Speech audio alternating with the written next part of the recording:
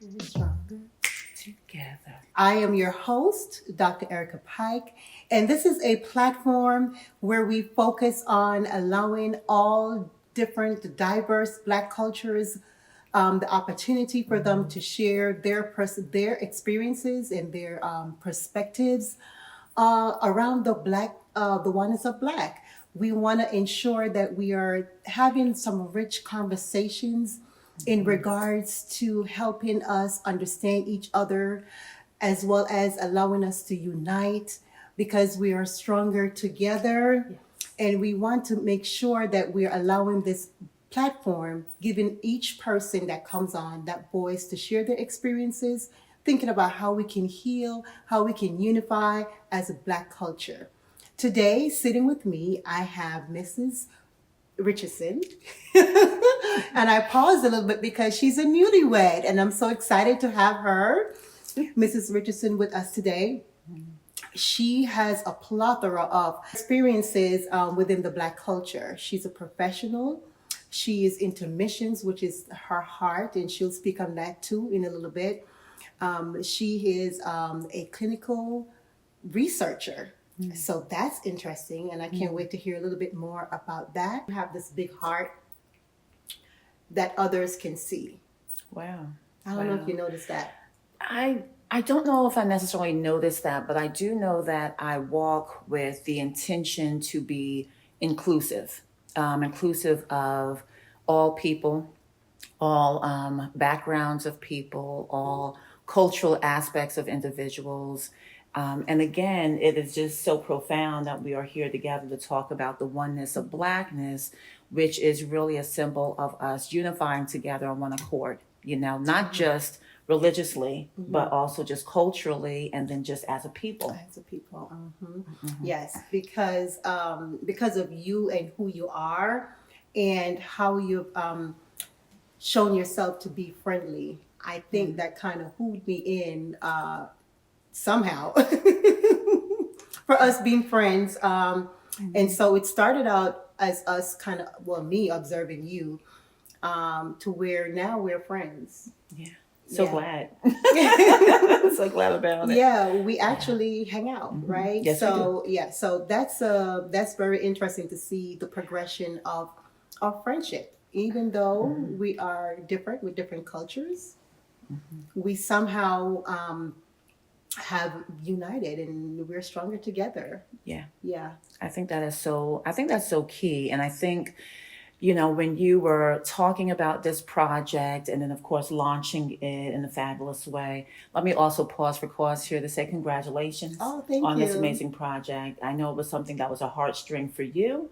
And I think it's so necessary for the people. We're in a time now when there's a lot of turmoil going on, and there's turmoil on different levels.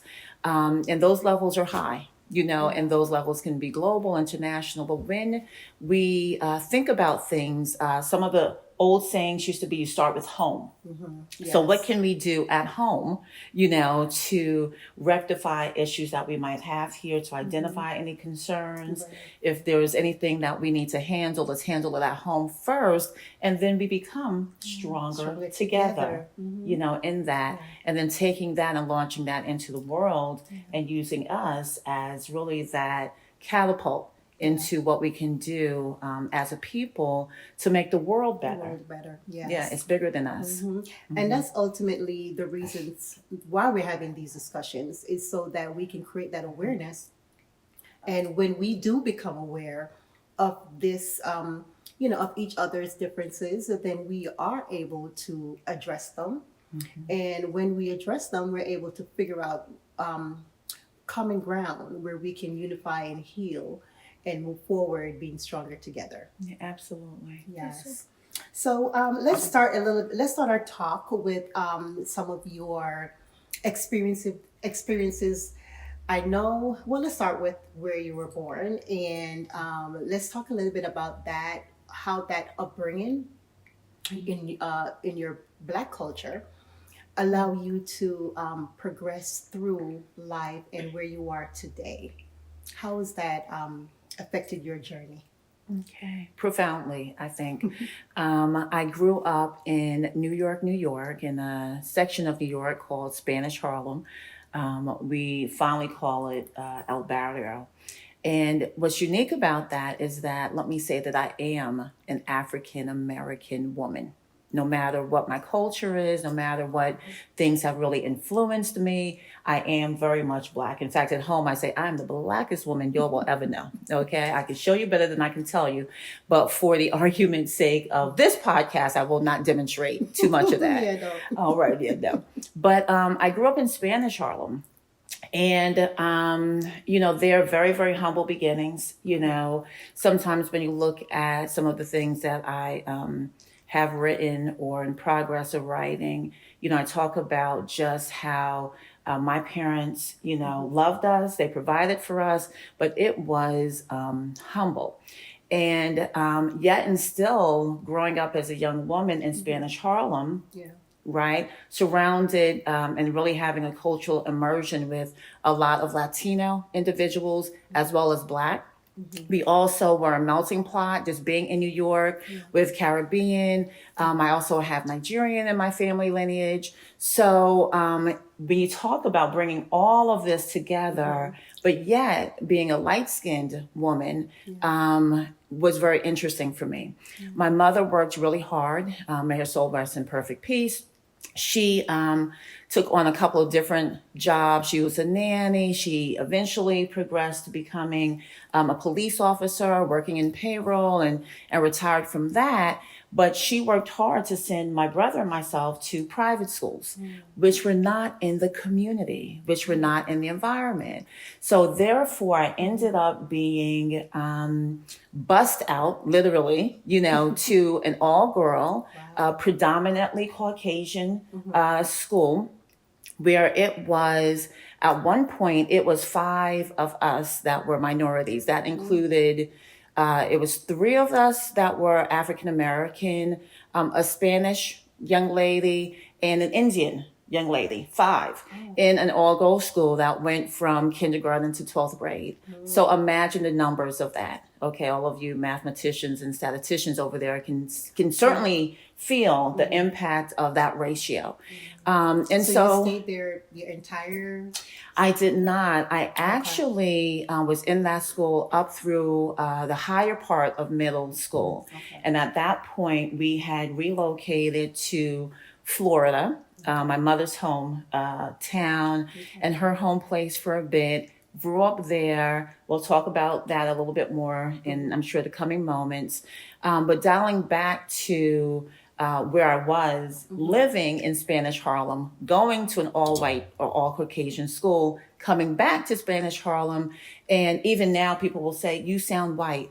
Don't know what that means. I'm not sure if it's an accent or the lack thereof, if there's certain implications in my speech, but those were some of the things that I had to face coming back home, being called out of my name and kind of being ostracized then, and believe it or not, still now. Yeah.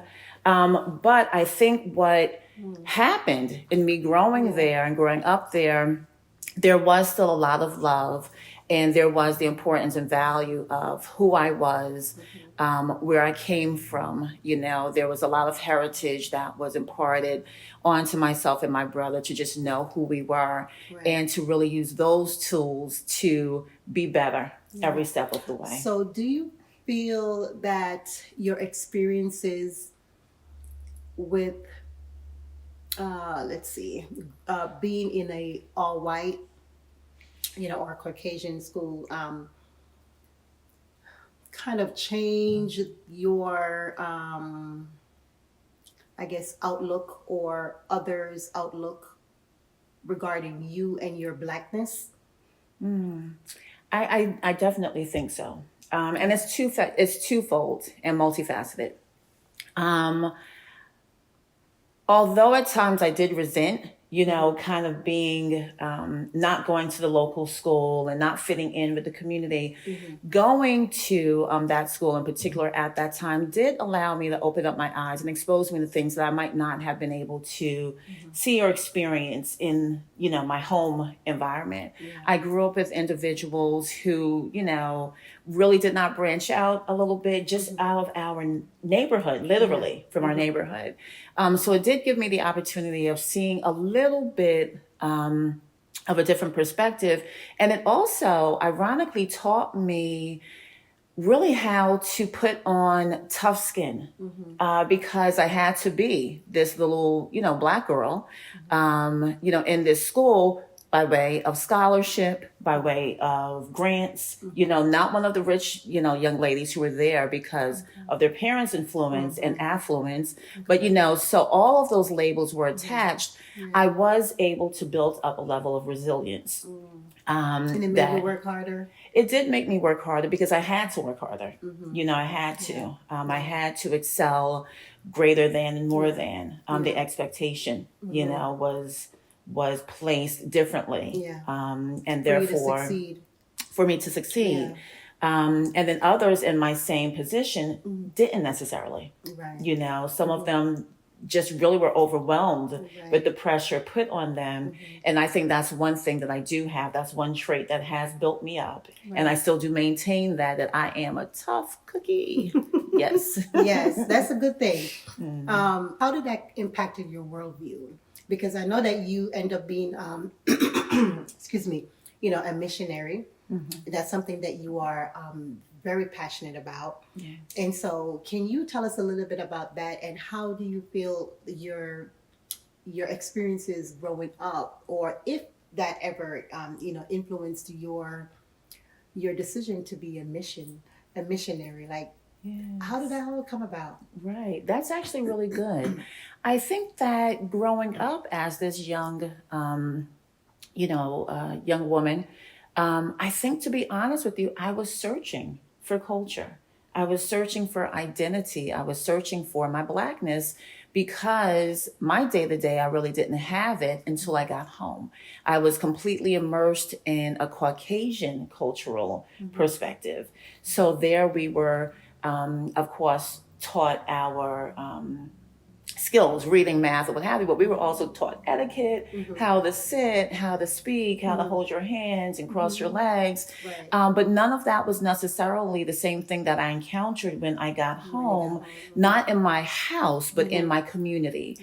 Because again, I was coming back to a predominantly Latino and Black, which encompass, again, West African, Western Caribbeans, all the same, different types of Latinos. So we have Puerto Ricans and we have Dominicans, you know, this whole melting pot.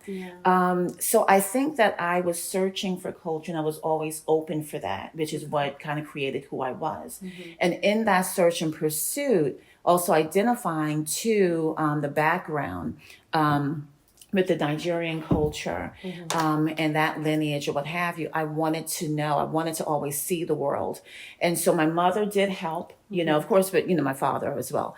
But my mother was determined to send us to camps, to get us exposure outside of the neighborhood. She did not want us to be small-minded in any kind of a way. So she really worked hard to just expose us. And I think I took really a hands on that. And I grabbed a hold of that and said, what else is there in this great world that we have?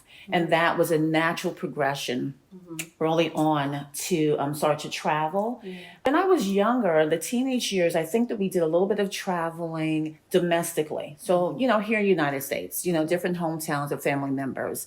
When I was a young adult, I was fellowshipping at a church, and the missionary came to the church.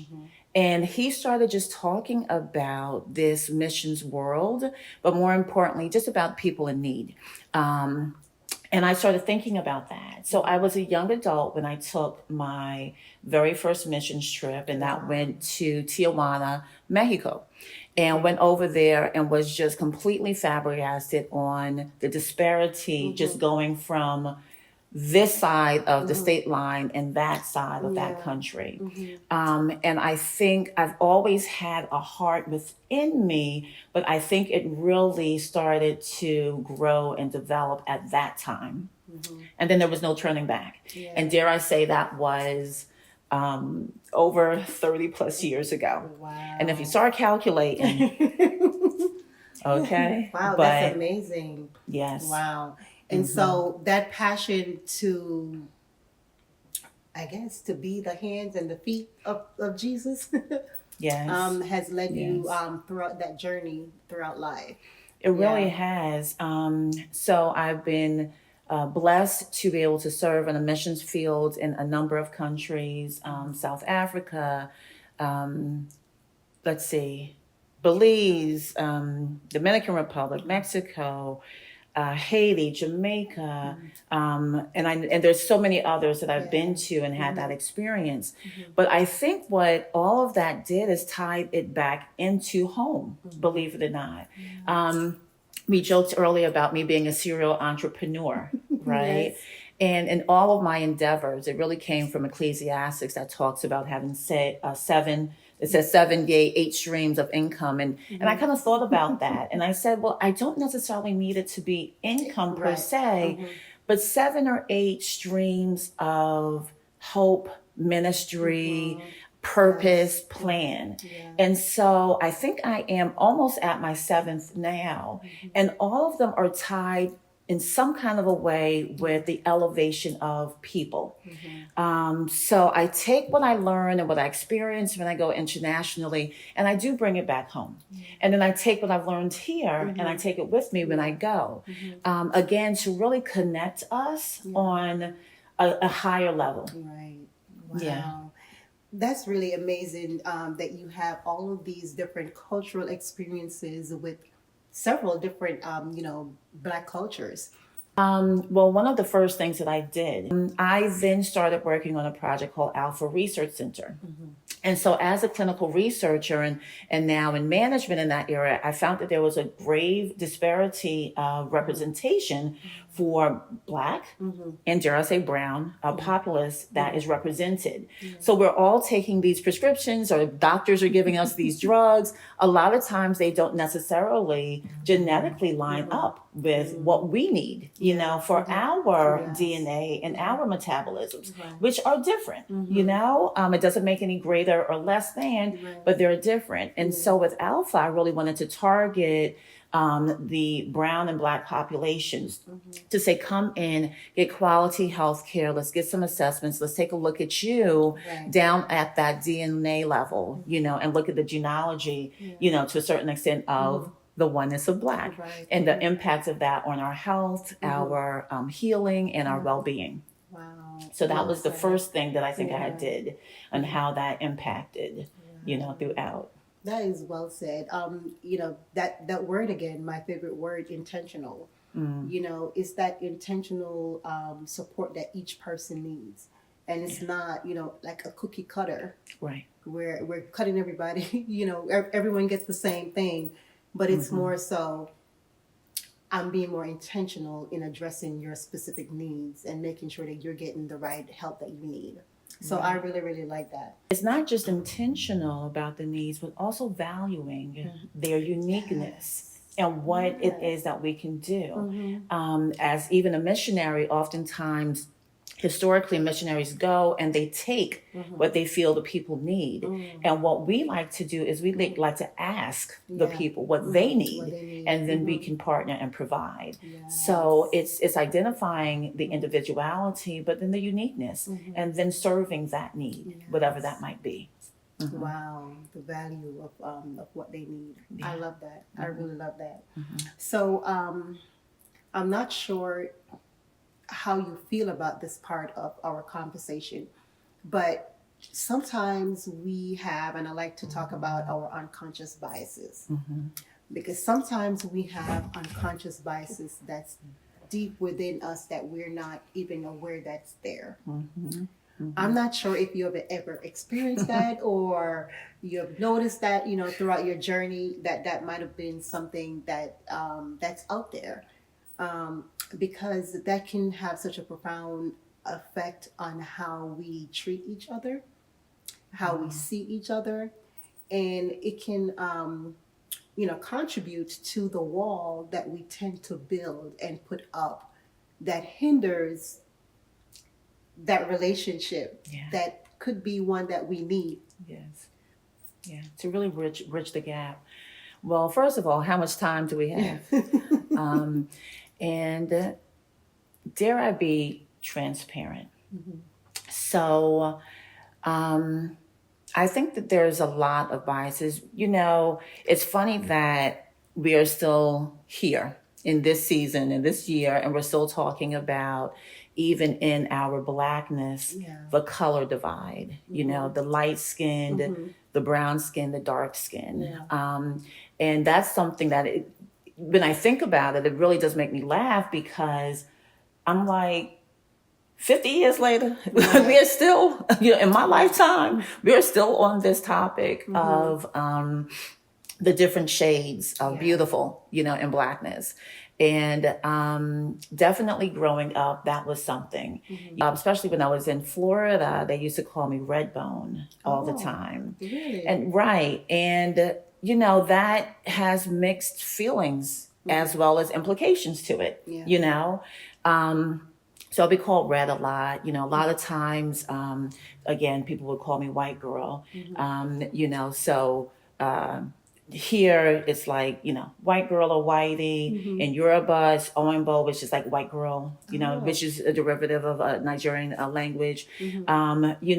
Then when I'm with the brown Latinos, they're kind of looking like, not quite, you know what I mean? I've been in classes, with professors who will say, I might be brown, but I ain't black. Not sure what that means, although we do know what that means. There has been a lot of subliminal bias that's going on. I remember I had started my career early on in human resources. And I had started with this one company, and I was, apparently, unbeknownst to me at the time, I was the first Black woman that they had hired. And it was weird, because I was sitting in my office and I saw these women kind of like pop over, like kind of pop their head in and go. And I was like, what's going on? Like, this is kind of weird, right? And one of the ladies later told me, she says, well, they couldn't believe that they hired, someone who was Black. And I was like, okay, well, here I am. But then literally in that same conversation, another person said, well, she's not really Black. That's why they hired her. Interesting. Very interesting. So throughout, you wonder, what exactly is the perception of me? I have often had people say, like, well, I didn't know what you are. Like, what are you? Who are you? What's also very funny is that I'm also on my mother's side, the darkest child, right? All of my other siblings are extremely light. My mother was extremely fair. So they just assume that there was some kind of a mixture there. My father, dark skin, man or what have you. So oftentimes there's a question on the identity, the culture, and again, just these misnomers, and I think that is what has inherently made me the woman that I am, is just having a lot of these biases directed to me. I have been with family members who are of a darker hue, and I have seen discrimination between us. I'm taller, I'm lighter. I might have a relative that's shorter and darker. Like you know me? what I mean? And, and we've walked into places together, and you could see that there is discrimination that goes on still in this day. Blows my mind. But yet that's why we're here, to really talk about that, things that we can do to bridge the gap. And ironically, it's not always Caucasians and other cultures. A lot of times it comes from within. I have been places, and again, I have a heritage with the Nigerian culture. And so that is like, oh, you're playing that monkey music again. Or, yes, ma'am.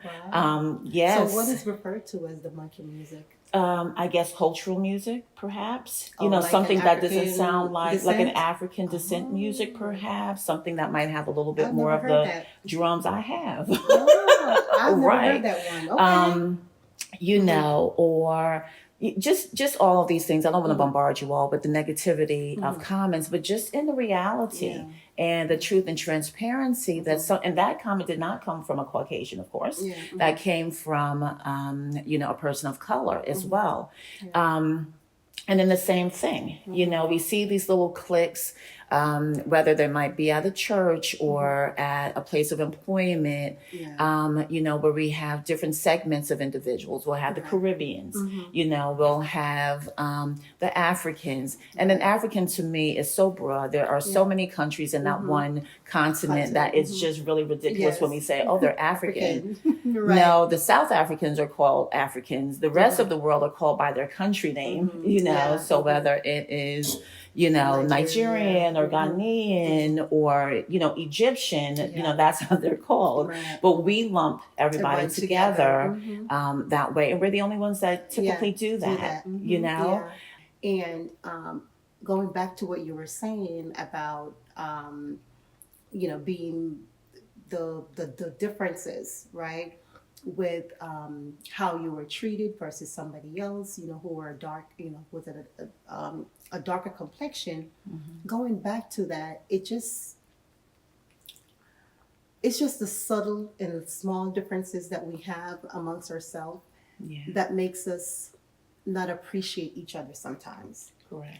And looking back at that, the way we were raised and brought up, that just makes us see others differently. And then that's where the biases comes in, because now we're saying to ourselves, well, I know all of, the brown, or the Hispanics, or or the Caribbeans, or, or whatever. I know they're like this. I know they're like that.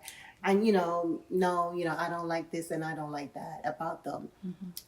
As opposed to us putting down our guards, and allowing the love of Christ, or just allowing others to really showing us who they really are, and not just judging off the Right. bat. Correct.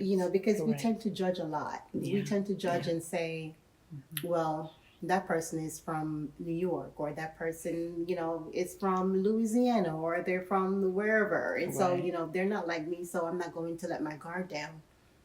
And I think that's something that we need to look within ourselves to see, why are we Sure. doing this? Why are we not open to others? Because we don't know where our blessings coming from. And I know I keep saying this, but we don't know Don't know. who God is putting in our path for what the reasons are. Right. Right. Absolutely. Absolutely. Yeah. Yeah. On That's good. the other hand, though, I do see, because you did mention, that we have cliques and things of that nature, but I do see why that's a natural thing, right? Absolutely. I see Sure. why it's a natural thing. Even, Comfort. comfort at church, at school, people tend to start clubs, like, when you go away to college, you want to start the African American club, Right. or the Caribbean club. Is just like having the likeness, Sure. Sure. someone Sure. else that's like you and that can understand your cultural experiences, and then you can kind of have something to talk about, to Sure. experience.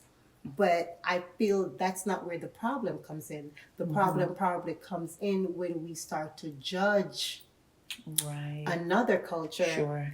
and put up a Sure. barrier against another culture, and do not want to openly let them in. That's where the problem comes in. I So it's agree. okay to have your cliques, right? Right. But it's just not okay to prevent or hinder the natural progression that you would have with someone just because they're someone, right? Right. Just because there's someone. Yeah.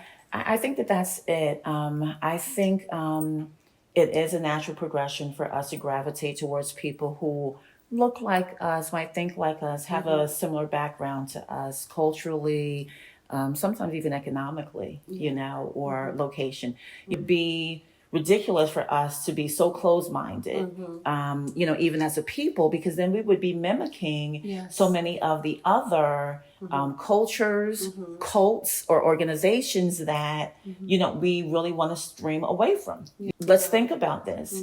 God has created us all in a diversity of gifts, talents, and abilities, and to think that because you're not light bright, you can't be my doctor. Right.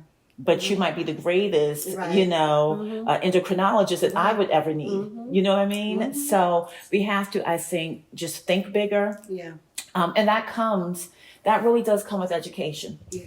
You had touched on something when you mentioned about slavery. All of this has been intentional. It has been the strategic plan of others to break us as a people, to separate us as a people, and to really continue to have that great divide. And we have to recognize that and say, no more. We need to embrace one another and be about our business, our Father's business, and this world's business to do better and to succeed together, right? Stronger together.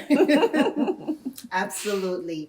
What advice would you give to the audience today in regards to identifying, becoming aware of others' culture, Black culture, and unifying from that? How can we even start? I think we start with conversations like this. I think we start with, as we say, laying the cards on the table and speaking in truth and transparency, not to cause harm, but really to educate. And that's really the second piece, is the education. A lot of us go through life just ignorant and ignorant to life and what life has to offer, And then when we move from that and we really just are trying to expose ourselves to change our mindset. I'm not saying that you go out there and you look for that one, friend. You know how they say, oh, I got a friend X. It's like, okay. But, to really just start to check yourself internally and really do a litmus test there to say, where do I fall, on this scheme of things? Like, where am I? And have a real honest discussion with yourself first, on where do I fall within the range? And then what can I do about it? Am I really embracing everyone? Do I have certain stereotypes or prejudices within my own people or culture that I wasn't aware of, but maybe I do? Am I looking at certain people a certain way and not giving them the benefit of the doubt? Opening one's minds, set to that, I think is really, really key. So yes, absolutely, definitely love your takeaway today. So any final thoughts before we kind of wrap it up today? Any final thoughts to the Oneness of Black? Yeah, we've covered so much today. One of the entities, and this is not a plug, Lori Sunshine movement, but one of the entities that I have is called From Blossom to Bloom, which is a young women's perspective. It's a young women's mentoring group. And I think that certainly as adults, that we owe it to ourselves to just kind of enhance ourselves, improve ourselves, grow and develop. But I think it's really key for us to look at our young people and the impact that we're having on our children, our children's children, because what we do literally leaves that legacy, moving down the line. And so if we want to have this, coming together, it has to start somewhere. And while it starts with us, it also has to start with those that are in our circle. Yes. And again, starting back with that home concept, so the conversations we're having with children, our grandchildren, perhaps those in our, friend networks, in our communities, the conversations we're having in church, at work, the conversations that we're having to communicate. And I think that we are in an explosion right now of a season where people are coming together looking for connection and fellowship. no one wants you to walk by and just say hi and kind of keep going. Right. I think it's very important for us to connect with people.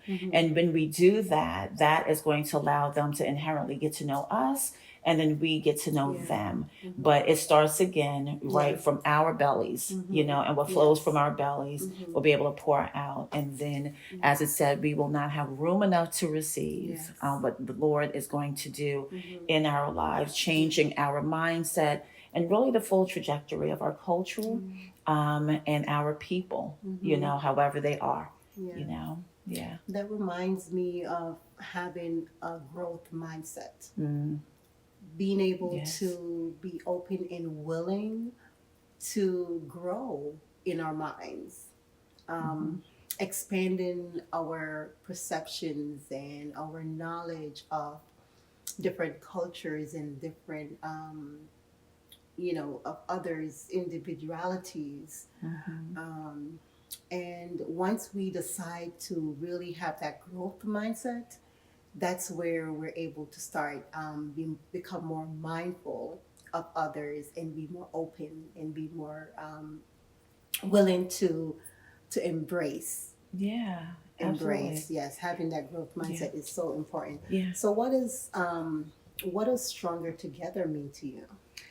I think it is bringing us together. And there is something scriptural that says, one can cast or lead 1,000 and two, 10,000. Stronger together, it really comes from a biblical concept of just numbers being stronger. And as we unite together, we're able to come together as a united front and really succeed in victory, and it's not really in us versus them, but it is an opportunity when we come together to say, here we are. And because we are here, please see us. Yeah. Because as we grow in numbers, we will be seen, and as we are trying to be inclusive, typically as a people, as a culture, we're very hospitable. Yeah. And in our hospitality, sometimes that can be taken advantage of, misused and abused, as we have seen historically. But I think at this time, as we come together stronger, bringing ourselves together in a united front, recognizing who we are together, and that together we can really work to build amazing foundations, to do the unthinkable, the things that we never thought that we could do, and to be able to succeed in this thing as we call life. And in the process of it, let it be fun. I know this is a very serious topic, but, have fun with it. I laugh at myself all the time. And when I catch myself, because don't get me wrong, we all have these stereotypes in our head, a plethora of them. And so I can laugh about it, repent, and ask for forgiveness. And then, hey, let's not do that again, and then what can I do moving forward? And uniting with my brothers and sisters to be stronger together. I love it. I love it. I love it. Thank you so much for coming today. Yeah, thank you. It was a pleasure speaking with you in regards to all of your many experiences within your Black culture and your perspectives on that, and as well as your perspective on how we can begin to start the healing. Yes. How we can begin to make sure that we're moving towards a stronger unity, being stronger together. So I really appreciate you coming on today. Absolutely. And gracing us with your lovely presence. Thank you. Thank you so much for that. Any information you would like to share and how you can be reached? Oh gosh, well, I am again this serial entrepreneur, and as we say, we want to have the mind of Christ. I think the easiest thing to reach me is through either Alpha Research Center, LLC, that can be found in Google online. Also, What's Next Coaching and Development, that is one of my places where I really support individuals in whatever it is that they're looking to do and their aspirations. So that's What's Next C as in cat, N as in Nancy, D as in David.com. You can also find me there. If you need me, you can always reach me through the wonderful and most beautiful and talented Dr. Erica Pike. Thank you so much for having me. And thank you for this topic. It is so important to have. So we're together, Oneness in Black. Well, thank you for tuning in to the Oneness of Black podcast today. And we're looking forward to hearing from you. Make sure that you are liking, you are sharing, and you are subscribing to this particular podcast. Share with others. Have these courageous conversations as you listen with someone else. Yeah.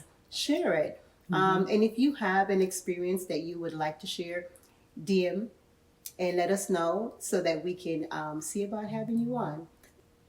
We are Stronger together.